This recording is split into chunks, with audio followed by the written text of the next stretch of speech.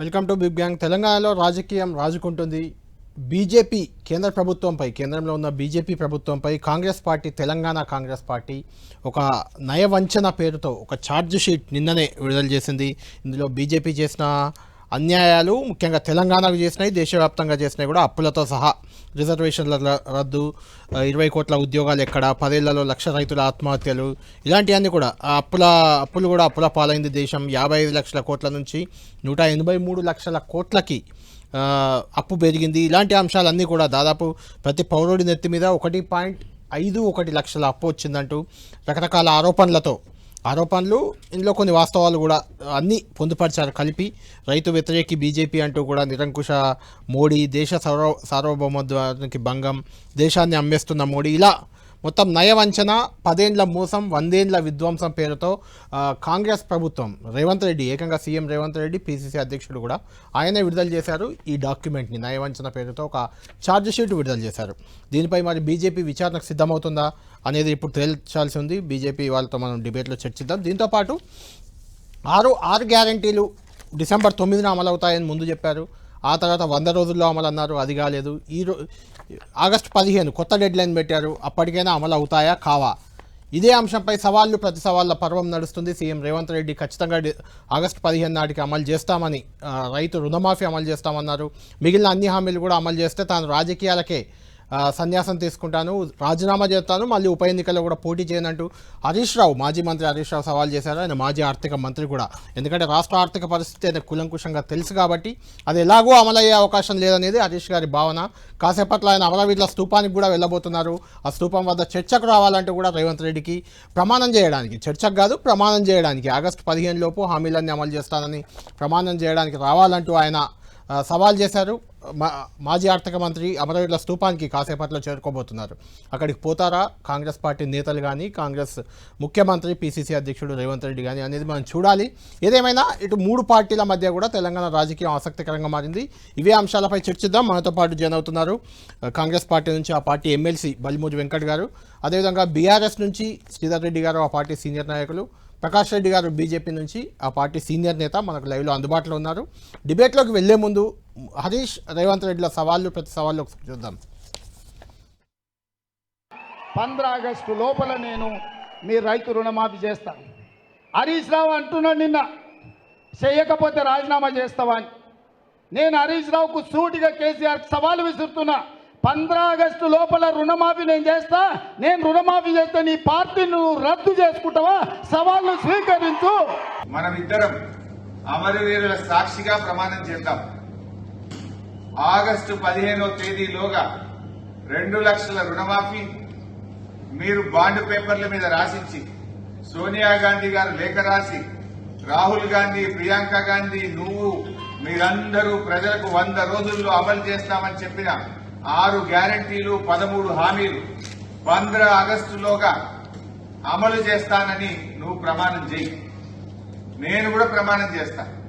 ఒకవేళ రేవంత్ రెడ్డి గారు 15 ఆగస్టులోగా 6 గ్యారంటీలు నిజంగా అమలు చేస్తే నేను ఎమ్మెల్యే పదవికి అక్కడనే రాజీనామా చేస్తాను. 15 ఆగస్టు లోపల తెలంగాణ రైతాంగానికి 15 ఆగస్టు లోపల తెలంగాణ రైతాంగానికి 2 లక్షల రూపాయల రుణమాఫీ చేసి తీరుతా. హరీష్ రావు అన్నావు కదా సిద్దిపేటకు రాజీనామా చేస్తా అని. రాజీనామా పత్రం జేబులో పెట్టుకో.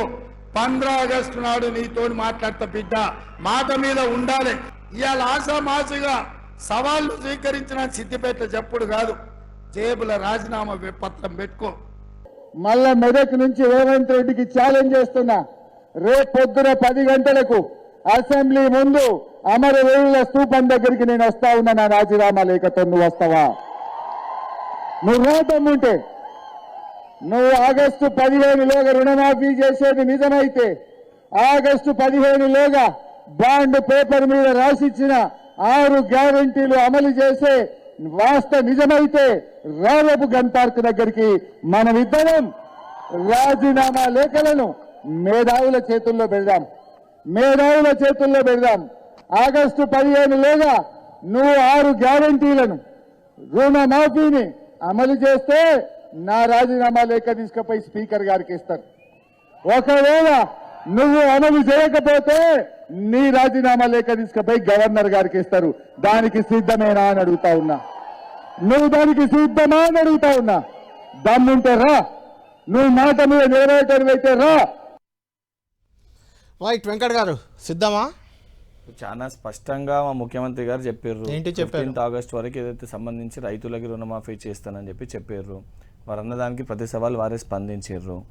ఇంకోటి ఇది పదే ఇప్పుడు ఏదైతే 6 గ్యారెంటీలకు సంబంధించి ఇప్పుడు ఉద్యోగాల అంశాన్ని కానీ కొన్ని ఏంటంటే ఇల్లు కానీ అది సంవత్సరం కాలం పాటు కట్టించేటువంటి అంటే ఒక రోజులో అయిపోయేది కావు ఆ స్కీమ్స్ అన్నీ కూడా.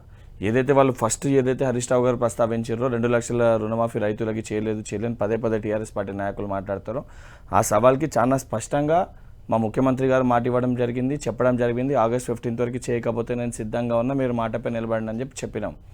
ఈడ హాస్యాస్పదం ఏంటంటే టీఆర్ఎస్ పార్టీ నాయకులు సరే మేమున్న 6 గ్యారెంటీల్లో వాళ్ళు 13 హామీల్లో మేము వీలైనవి మేము హామీలు అమలు చేసినాము, మేము సంబంధించిన స్కీమ్స్ మేము అన్నిటికీ కట్టుబడి ఉన్నాం. మేము ఎక్కడ కూడా వార పార్టీ నాయకులు లెక్క కదా అప్పుడు కేసీఆర్ గారు చెప్పినట్టు ఇంటికి ఒక ఉద్యోగం అని చెప్పి మళ్ళీ అసెంబ్లీ సాక్షిగానే మేము ఎక్కడ చెప్పినా మేము చెప్పలేదనో లేకపోతే మేము ఇన్లైడ్ ఇస్తానని చెప్పి మీకు సమయం పడితే మేము ఎక్కడ మేము మాట మారుస్తలేము కళ్యాణ్ గారు. మేము చాలా చెప్పిన ప్రతి మాటకి మేము కట్టుబడి ఉన్నాము. మేము ఇచ్చిన ప్రతి హామీని కూడా మేము అమలు చేసి తీరుతాము. రైట్ శ్రీధర్ రెడ్డి గారు, ఖచ్చితంగా ఇచ్చిన హామీలన్నీ అమలు చేస్తామంటున్నారు. ఎందుకు అమరవీరుల స్తూపం వద్దకు వెళ్ళడం? ఇప్పుడు సవాళ్ళు ప్రతి సవాళ్ళు ఎలాగో ముఖ్యమంత్రి అక్కడికి రారు, అది మీకు కూడా తెలుసు. అయినా ఎందుకు ఆ సవాళ్ళ ఉద్దేశం ఏంటి?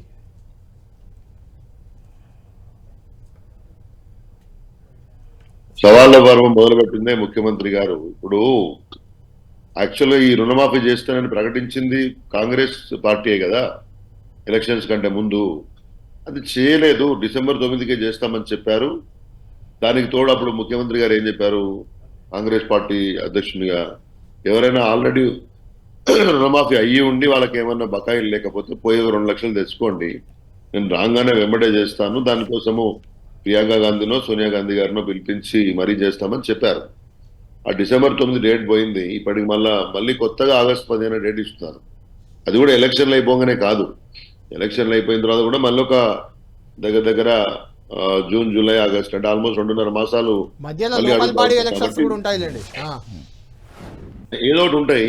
కాబట్టి నేను అంటే మళ్ళీ ఇంకొక డేట్ పెడతారా, ఈ వాయిదాలు మళ్ళీ పెడతారేమో అని చెప్పేసి అని గట్టిగా అడిగినాం.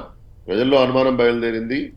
రైతు బంధు విషయంలో ఉన్నటువంటి అసంపూర్తిగా చేసినటువంటి కార్యక్రమం కానివ్వండి, అంటే ఎటువంటి ఒఫీషియల్ డైరెక్టివ్ లేకుండా 5 ఎకరాల వరకు ఆపారని సమాచారం ఉంది. కాబట్టి ఇట్లా అనేక అంశాలకు సంబంధించి ఇంతవరకు పూర్తి స్థాయిలో అమలైనటువంటి గ్యారంటీ ఏదీ లేదు. ఎక్సెప్టింగ్ ఆ ఒక బస్సు ఫ్రీ బస్సు విషయంలో కొంత చేసినట్టు కనబడతా ఉంది తప్పితే మిగతా ఎక్కడ ఏవి ఇంప్లిమెంట్ అయినట్టు కనపడలేదు. కాబట్టి సహజంగానే ప్రతిపక్ష పార్టీగా గట్టిగా అడిగినాం. అడిగితే కూడా తప్పు అన్నంత స్థాయిలో కాంగ్రెస్ పార్టీ నాయకులు ఉచ్చుకుపడతా ఉన్నారు. రోజు మీరు ఏదన్నా ప్రజా సమస్యను అడగండి, అది ఇచ్చిన హామీ గురించి అడగండి, వెంబడే మీ 25 మంది ఎమ్మెల్యేలు మా దగ్గరకు వస్తారు, 20 మంది వస్తారు, మేము గేట్లు తెచ్చాం, లేకపోతే వెనక మా దగ్గర ఇంకేదో కిటికీలు తెచ్చాం, ఈ రకంగా మాడుతూ ఉన్నారు. హరీష్ రావు గారు ఏం చెప్పినారంటే నిజంగా గతంలో మీరు చేయలేదు కాబట్టి ఇంకొక డేట్ ఇస్తున్నారు, ఇవ్వకపోతే అనే విషయానికి వారు సవాల్ చేస్తే నేను రాజీనామా చేస్తా అంటే ముఖ్యమంత్రి గారు కూడా చెప్పారు కదా, నేను ఇవాళ అమరవీరుల స్తూపం దగ్గరికి రమ్మన్నారు, వాడికే వస్తున్నారు. వీలైతే రండి. నిజంగా మీరు మీ యొక్క ఆగస్టు 15 డేట్లో ఏ మాత్రం లేశ మాత్రం నిజం ఉన్నా, నిజాయితీ ఉన్నా, చిత్తశుద్ధి ఉన్నా, మీ మీద మీకు కాన్ఫిడెన్స్ ఉన్నా కానీ ప్రజల కోసం రండి. ముఖ్యమంత్రి రావాలి కదా, చెప్పినప్పుడు రావాలి. దీంట్లో పెద్ద అమరవీరుల స్తూపం దగ్గరికి పోవడానికి ఎవరం కూడా వెనక ముందు ఆడాల్సిన అవసరం లేదు. తెలంగాణ ప్రజల కోసం, తెలంగాణ రైతుల కోసం మీరు ఇచ్చినటువంటి యొక్క హామీ ఏదైతే ఉందో దాన్ని నెరవేర్చే క్రమంలో చిత్తశుద్ధి నిరూపించుకునే క్రమంలో రండి. మేమే కొట్లాడకు వస్తలే. We're coming to prove your commitment. రండి. If you are committed, if you are strong enough, if you are confident that you will be implementing the promise on 15th August, please come, let's discuss. హామీని చెప్పండి. Right Prakash Reddy గారు, ఈ Congress BRS ప్రతి సవాళ్లను మీరు ఎలా చూస్తారో? అమరవీరుల స్తూపం వద్దకు ముఖ్యమంత్రిని రమ్మని పిలుస్తున్నారు, రుణమాఫీ ఆగస్టు 15లోగా చేస్తామంటున్నారు. అంటే ఆగస్టు 15 డెడ్ లైన్ ఎందుకు అనేది కూడా తేలాల్సింది. ఎందుకంటే ఇప్పుడు ఎన్నికలు ఉన్నాయి, తర్వాత లోకల్ బాడీ ఎన్నికలు ఉంటాయి, ఆ ఎన్నికల్లో కూడా తర్వాత ఇది ఆగస్టు 15 వస్తుంది. అదే ఈక్వేషన్ మీరు ఎలా చూస్తుంది, బీజేపీ ఎలా చూస్తుంది దీన్ని? అందరు మిత్రులు నమస్కారం. కళ్యాణ్ గారు, నేను ఒక పాయింట్ నేను జోడిస్తా. వీళ్ళు 6 గ్యారెంటీలు 100 13 దాంట్లో ఉన్న 13 హామీలు ఇంకా దాంట్లో ఇంకా ఉన్నాయి కూడా 417 ఉన్నాయట. అవి 420 అని బీఆర్ఎస్ అంటుంది, 417 అని కాంగ్రెస్ చెప్తుంది. అది ఇంకొక 4 ఇంకా దానికి సమయం చాలా ఉంది. ప్రజల దగ్గరికి పోయే సమయం ఉంది. మేనిఫెస్టోను పూర్తిగా ఇంప్లిమెంట్ చేసే అవకాశం తర్వాత పరిశీలిద్దాం. వీళ్ళు పోయిన 2023 జనవరి ఫిబ్రవరి నుంచి మొదలు పెట్టి మొన్న ఎలక్షన్స్ దాకా నవంబర్ దాకా ఈ గ్యారంటీలకు సంబంధించిన చర్చ పెడుతూ పోయినారు. మేము అధికారంలోకి వచ్చిన 100 రోజుల లోపల, దాని అర్థమేందో చెప్పాలా, 100 రోజుల లోపల మేము 6 గ్యారంటీలు 13 హామీలను అమలు చేస్తాము అన్నారు. నేను చాలా స్పష్టంగా దీనికి సోనియా గాంధీ తోటి ఒక ఉత్తరాన్ని కూడా రాపించి నేను వాగ్దానం చేస్తున్నాను 6 గ్యారెంటీలతో పాటు 7ది కూడా ఉంది. ఆ ఉత్తరం అది కూడా రాశారు. 7ది కూడా ఉంది. ప్రజాస్వామ్యాన్ని పరిరక్షిస్తామని వాగ్దానం చేస్తూ వీటన్నిటిని కూడా 100 రోజుల లోపు అమలు చేసే బాధ్యత తెలంగాణ తల్లిగా నేను ప్రమాణం సోనియా గాంధీ గారు లెటర్ కళ్యాణ్ గారు, నాది కాదు. ప్రకాష్ రెడ్డి గారు, మీకు నేను ఇంకొకటి యాడ్ చేస్తున్నాను, మీకే యాడ్ చేస్తున్నాను. సోనియా గాంధీ లెటరే కాదు, ఇప్పటి డిప్యూటీ ముఖ్యమంత్రి మల్లు బట్టి విక్రమార్క, జగిత్యాల్లో పోటీ చేసిన జీవన్ రెడ్డి లాంటి వాళ్ళు అఫిడవిట్లు రాశారు. 100 రోజుల్లో అమలు చేస్తామనో వెంటనే అమలు చేస్తామనో రాసి దాన్ని దేవుని గుళ్ళల్లో పెట్టి పూజలు చేయించారు. వాటికి ప్రమాణ పత్రాలు. చెప్పండి. నేను కళ్యాణ్ గారిని అడుగుతున్న 100 రోజుల లోపల అంటే మార్చి 17, మీరు 7 డిసెంబర్ ప్రమాణ స్వీకారం చేశారు. మార్చి 17కు 100 రోజులు అయిపోయినాయి. మార్చి 16 నాడు నోటిఫికేషన్ వచ్చింది, ఎలక్షన్ నోటిఫికేషన్. మరి మీరు ఎందుకు చెయ్యలేదనేటువంటిది మేము 100 రోజుల లోపల అంటే మీ 100 రోజుల లోపల సోనియా గాంధీ గారు లెటర్ రాసి వాగ్దానం చేసి మీరు చెప్పిన గుళ్ళలకు పోయి దండం పెట్టి మీరు 1 సంవత్సరం కాలం పాటు రాహుల్ గాంధీ ఒక మీటింగ్, సోనియా గాంధీ ఒక మీటింగ్, పెద్ద పెద్ద నాయకులు ఒక్కొక్క మల్లికార్జున ఖార్గే గారు ఒక మీటింగ్ వచ్చి రైతు దానికి సంబంధించిన ఒకటి, యువ ఒకటి, మహిళలకు ఒకటి, ఇట్లా 6 గ్యారెంటీల పేరు మీద 6 బహిరంగ సభలు. ఇవన్నీ ప్రమాణాలు ఎక్కడ పోయినాయి? ఈ ప్రమాణాలు 100 రోజుల లోపల అనేటువంటి పదానికి అర్థమే లేదా? ఇప్పుడు ఆగస్టు 15 లోపల ఏందా? August 15, 23, 24, 2028 August 15. ఇది ఈ మాట తప్పేటువంటి వాళ్లకు, ఈ మాట మీద నిలబడిన వాళ్లకు, ఈ వాగ్దానాలు చేసి ఓట్లు వేయించుకునేటువంటి ఈ అబద్ధపు రాజకీయాల పునాదుల మీద నిర్మాణమైనటువంటి ఈ వ్యవస్థలో వీళ్ళను నమ్మేదేవాడు, వీళ్ళకు ఓటేసేదేవాడు అని నా అభిప్రాయం. అంటే నెంబర్ 1 అంటే మొదటి అభిప్రాయం, వాళ్ళు మీరు డైరెక్ట్ గా చెప్పాలంటే వీళ్ళను నమ్మే పరిస్థితి లేదు. నేను ఒక చాలా స్పష్టంగా చెప్తున్నా. వీళ్ళు ఇప్పుడు దానికోసం మిగతా వాటి కోసం డబ్బు అంటున్నారు, మిగతా వాటి కోసం డబ్బులు లేవు, ఖజానా లేదు అనేటువంటి చెప్తారు కళ్యాణ్ గారు. నేను ఒక ప్రశ్న సూటి ప్రశ్న, ధరణిని రద్దు చేస్తాం, ధరణి స్థానంలో భూమాత తీసుకొస్తాం, దీనికి డబ్బు ఎక్కడ అవసరం కళ్యాణ్ గారు చెప్పండి నాకు? ధరణిని రద్దు చేస్తాం, దాని స్థానంలో భూమాత పథకాన్ని కావాలి.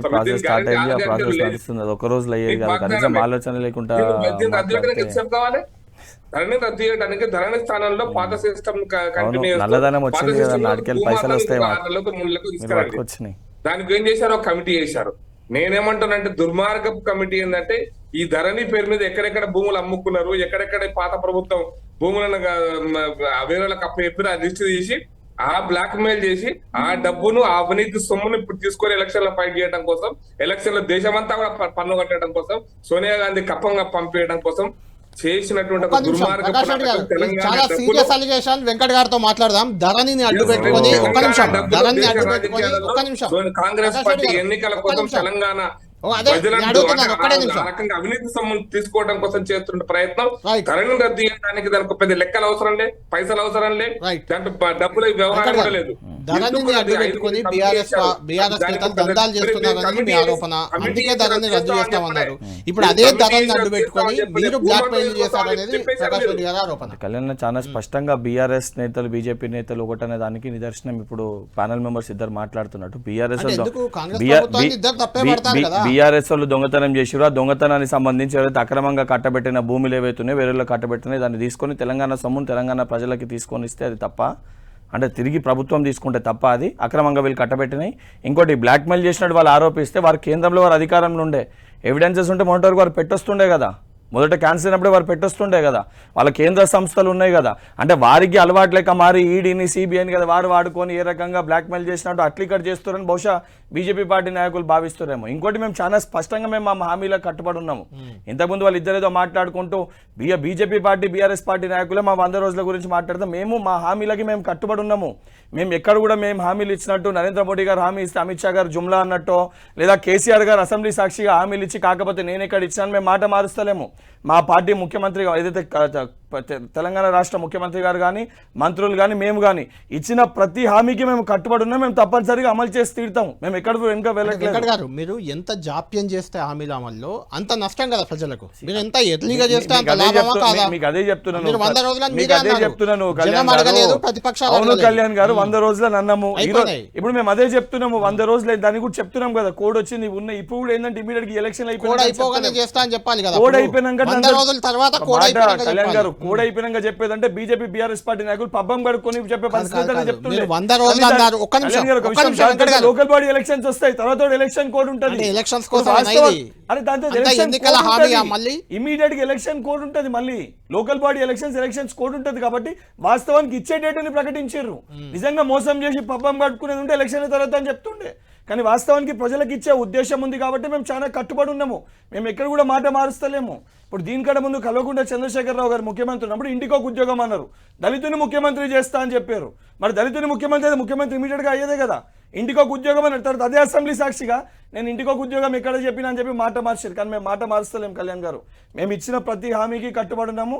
ఏదైతే సంబంధించి బడుగు బలైన వర్గాలకు కానీ మహిళలకు కానీ యువకులకు కానీ ప్రతి హామీ అమలు చేసి తీరుతాము. రైట్. ప్రకాష్ రెడ్డి గారు మిమ్మల్ని అడుగుతున్నాను. అంతేకాదు మీ మీదనే నయవంచన ఒక ఛార్జ్ షీట్ దాఖలు చేసింది నిన్న కాంగ్రెస్ పార్టీ పిసిసి అధ్యక్షుడు దీపాదాస్ మున్షి. అందులో కొన్ని కీలక అంశాలు మీకు చెప్తాను. మీ పార్టీని బ్రిటిష్ జనతా పార్టీ అని సంబోధించారు. రిజర్వేషన్లు ఎత్తేయడమే మీ లక్ష్యం అన్నారు. అందుకోసమే ప్రయత్నం చేస్తున్నారన్నారు. తర్వాత 55 ఎట్లా పాతదే ఇది 55 లక్షల కోట్ల అప్పు 183 లక్షల కోట్లకు చేర్చారు. ఆర్థిక వ్యవస్థ సర్వనాశనం చేశారు అనేది. ఎలక్టోరల్ బాండ్స్ స్కీమ్ మీద కూడా తెచ్చారు. దేశాన్ని అమ్మేస్తున్నాడు మోడీ కార్పొరేట్ మిత్రులకు. ఇలాంటి చాలా 20 కోట్ల ఉద్యోగాలు ఇక్కడ పెట్టారు. 20 మొత్తం ఓవరాల్గా 20 కోట్ల ఉద్యోగాలు. రూపాయి పంపిస్తే 40 పైసలు తెలంగాణకు బిచ్చం వేస్తున్నారు. 15 లక్షలు ఇస్తామన్నారు. ఎక్కడున్నాయి? 10 ఏళ్లలో 1,00,000 మంది రైతులు ఆత్మహత్యలట. వీళ్ళు ఇచ్చిన నయవంచన ఇందులో. సరే, నేను మేనిఫెస్టో అనేది ఒక పెద్ద అబద్ధం. అసలు వాళ్ళకి ఆ మేనిఫెస్టో రాసిన వాళ్ళకి చదువచ్చో చదువు రాదో, వాళ్ళకి చరిత్ర తెలియదు, వ్యవహారాలు తెలుసో తెలియదు, నాకే తెలియదు.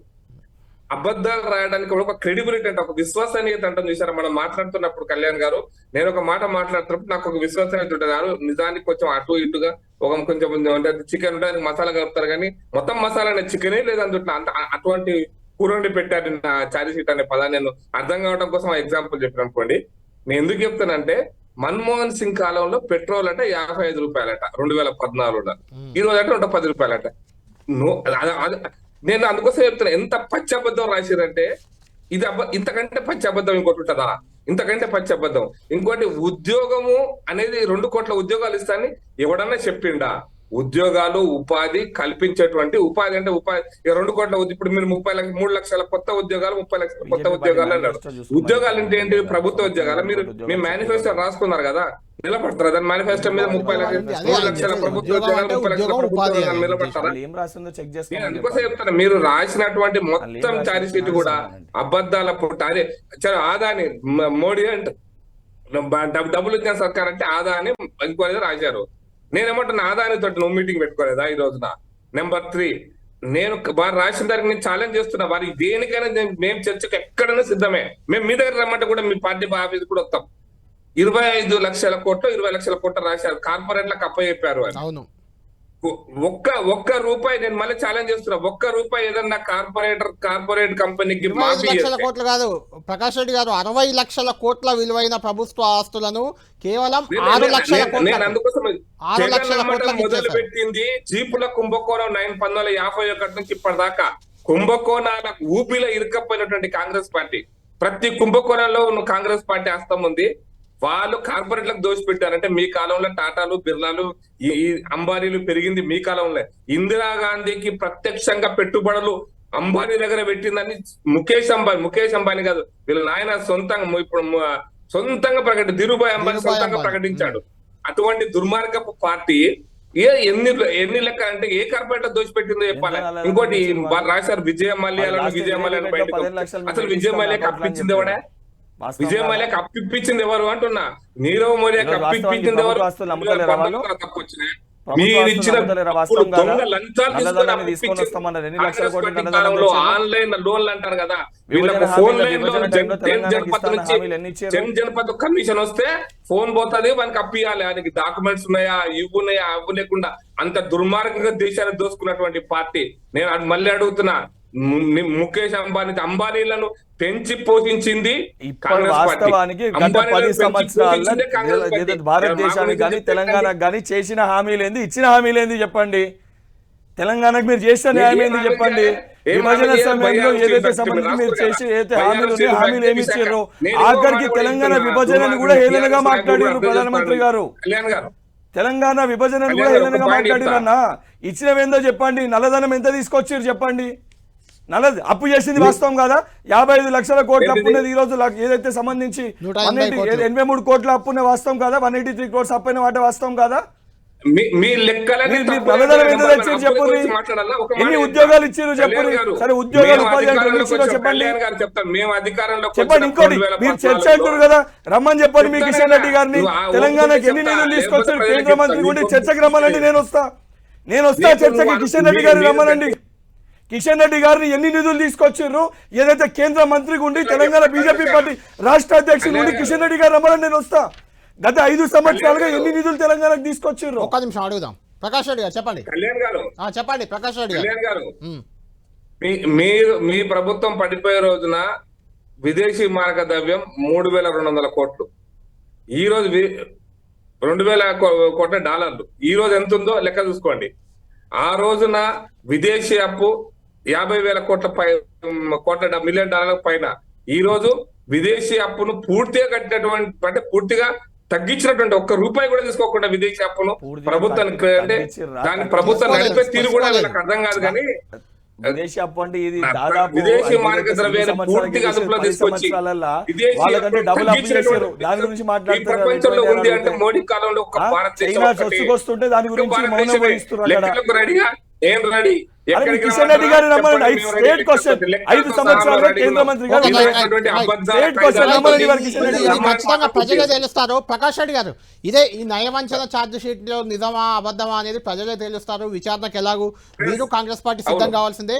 ఇంకొక పాయింట్ ఉంది, ఇంపార్టెంట్ పాయింట్, అది శ్రీధర్ రెడ్డి గారితో మాట్లాడాలి, మీరు కూడా రియాక్ట్ అవుతారు. ఇందులో ప్రధానంగా నిన్న కేటీఆర్ ఎక్కడో మాట్లాడుతూ గంభీరావుపేట సంథింగ్ సిరిసిల్ల ఏరియాలో 12 సీట్లలో బీఆర్ఎస్పీ గెలిపించండి, ఏడాదిలో కేసీఆర్ సర్కార్ వస్తుంది అని ఒక కామెంట్ చేశారు శ్రీధర్ రెడ్డి గారు. ఇది కొంచెం ఇంట్రెస్టింగ్గా ఉంది. 12 ఎంపీ సీట్లు వస్తే ఏడాదిలో కేసీఆర్ సర్కార్ ఎలా? అంటే బేసికలీ ఒకటండి, కాంగ్రెస్ పార్టీ ప్రస్తుతం ఉన్న పరిస్థితి చూస్తే ఒకవైపేమో వాళ్ళు ఇచ్చినటువంటి హామీలు ఏవి కూడా పూర్తి చేసే స్థితిలో కనబడతలేరు. ప్రతిరోజు ముఖ్యమంత్రి స్థాయిలో ఆ రేంజ్, అంటే ఆవేశము, ఆ రేంజ్ అసహనము, ఫ్రస్ట్రేషను అవన్నీ కనబడటం. 2 వర్గపోర్ అనేది కాంగ్రెస్ పార్టీని ఎప్పుడూ కూడా ఇబ్బంది పెడతా వస్తూ ఉంది. గవర్నమెంట్ స్టేబుల్ గా కనబడతలేదని మాత్రం వాస్తవం. That anybody can accept. మీరు ఒక ముఖ్యమంత్రి గారు తప్పితే మిగతా మంత్రులలో ఎవరు కూడా, ఒకరిద్దరు తప్పితే పార్టీని, ప్రభుత్వాన్ని ఎక్కడ డిఫెండ్ చేస్తున్నట్టు కనబడదు, లేకపోతే దాన్ని ఓన్ చేసుకున్నట్టు కనబడుతున్న పరిస్థితి మాత్రం కనబడట్లేదు ఎక్కడ కూడా. బేసిక్ ఏంటంటే తెలంగాణ రాష్ట్రంలో ఇప్పుడున్నటువంటి పరిస్థితులలో ఈ 2 పార్టీలు కూడా మేజర్ గా బీఆర్ఎస్ పార్టీ నుంచి ఉన్నటువంటి వ్యక్తులను తీసుకొని పోయి అక్కడ అభ్యర్థులు పెట్టుకున్నారు. తెలంగాణ గొంతుకగా బీఆర్ఎస్ మాత్రమే ఉంటది కాబట్టి గెలిపించమని అడిగాం. దానికి తగ్గట్టు కాంగ్రెస్ పార్టీ వ్యవహార శైలి చూస్తే ఈ ప్రభుత్వాన్ని నడపగలిగే స్థితిలో, మనగలిగే స్థితిలో కనబడట్లేదనే అంశం మాత్రం తెలంగాణ ప్రజల దృష్టికి వచ్చింది. మీరు ఇవాళ అన్ని అంశాల్లో, including drinking water, proper management of the irrigation projects, 12 Lok Sabha సీట్లకి ప్రభుత్వం కూలిపోవడానికి ఏంటి సంబంధం? నేనేమంటున్నా అంటే, ఒక కాన్ఫిడెన్స్ క్రియేట్ అయినప్పుడు ప్రజల్లో, రెండో వైపు ఇక్కడ ఉన్నటువంటి కాంగ్రెస్ ప్రభుత్వం యొక్క వ్యవహార శైలి, పనితీరు మరీ అస్తవ్యస్తంగా ఉన్నప్పుడు ప్రజలు ప్రత్యామ్నాయాన్ని కోరుకుంటారు కదా. మీరు కూడా అదే ఆలోచనతో ఉన్నారా? 12 సీట్లో 10 సీట్లో బీజేపీకి వస్తే ప్రభుత్వం పడిపోతుందని మీకు కూడా ఉందా నమ్మకం? మాకు అసలు ప్రభుత్వం పడిపోవాలని మేము కోరుకోవట్లేదండి. మీరు మాకు ఎందుకో 15 సీట్లు, డబ్ల్యూజే 15 సర్కార్ సీట్లు. త్వరలో వస్తుందని మీ లక్ష్మణ్ గారే అన్నారు చాలా సార్లు.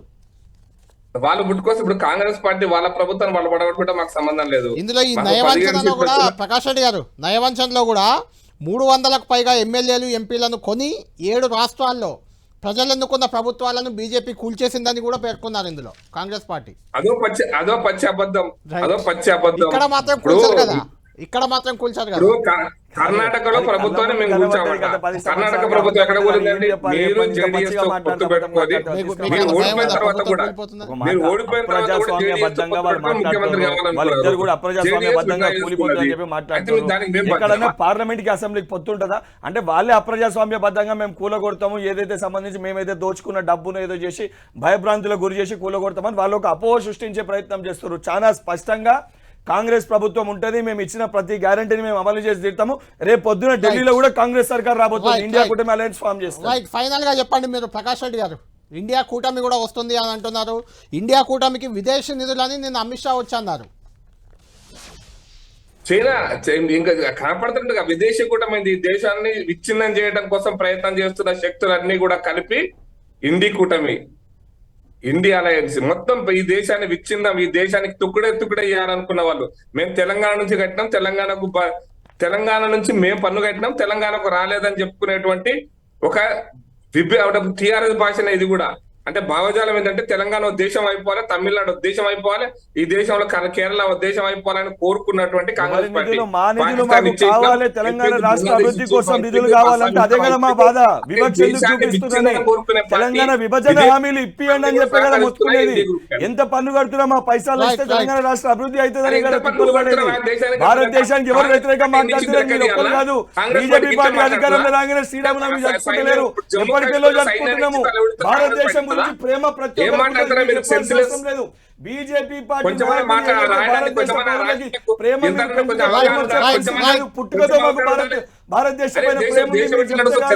మీ పార్టీ పుట్టకనే ఉంటుంది దేశం పైన. రైట్, థ్యాంక్ యూ వెంకట్ గారు, థ్యాంక్ యూ ప్రకాష్ రెడ్డి గారు, థ్యాంక్ యూ శ్రీధర్ రెడ్డి గారు. మొత్తానికి తెలంగాణలో లోక్సభ ఎన్నికల సందర్భంగా రాజకీయం మాత్రం రాజుకుంటుంది. ఈరోజు కాసేపట్లో అమరవీరుల స్తూపం వద్దకు మాజీ మంత్రి హరీష్ రావు కూడా వెళ్ళబోతున్నారు. దీంతో కాంగ్రెస్ బీఆర్ఎస్ మధ్య పంచాయతీ మరింత ముదిరే అవకాశం ఉంది. చూడాలి, అంటే హరీష్ రావు అక్కడికి వెళ్లేందుకు పోలీసులు అనుమతిస్తారా, అరెస్టు చేస్తారా, లేకుంటే హరీష్ రావు వెళ్తున్నారు కాబట్టి కాంగ్రెస్ నేతలు కూడా అక్కడికి వెళ్తారా, ఏం జరగబోతుంది అమరవీరుల స్తూపం వద్ద 10 గంటలకు అనేది చూద్దాం. ఇది బిగ్ బ్యాంగ్ డిబేట్.